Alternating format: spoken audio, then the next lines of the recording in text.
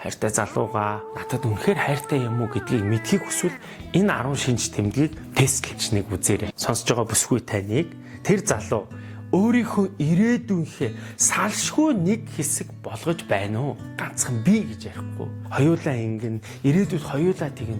Бид нар ингэн, бид нар тэгнэ. Дандаа олон тоон дээр ярьжээвэл энэ залуу намайг ирээдүйхээ нэг хэсэг болгосон байна гэж тооцож болох юм байна шүү. Дараагийнх нь таны аюулгүй байдлыг нэн тэргүүн тавьж гинөө гэдэг.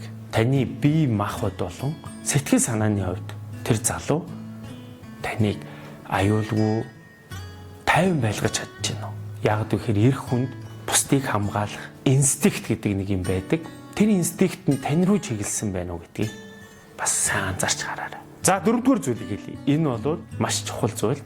Би бүр бүтэн үйлбэрээр нь хэлье. Таны хайртай залуу таны хамгийн том дэмжигч байж чадчихна уу гэдгийг. Таныг өсөөж, дэвжиж, таныг суралцаад, шат ахиж байгааг хүлээн зөвшөөрч чадчихна уу? Дашрамд 9 бүлэгтээ хосуудын амьдралыг харуулсан бүр тэр тусмаа хосуудын дотн харилцаа буюу секс коучинг зөвлөмжтэй ийм эротик зохиол хосын жоор нэмэх 21 насанд хүрэгчдийн ном маань сонсдог аудио хэлбэрээр бэлэмэлсэн байгаа. Бити гайхаарай. Би уншиж байгаа шүү. Зөвхөн насанд хүрэгчтэй шүү. Бид комментээр линкийг тавьчих. Сонирхоод үзээрэй.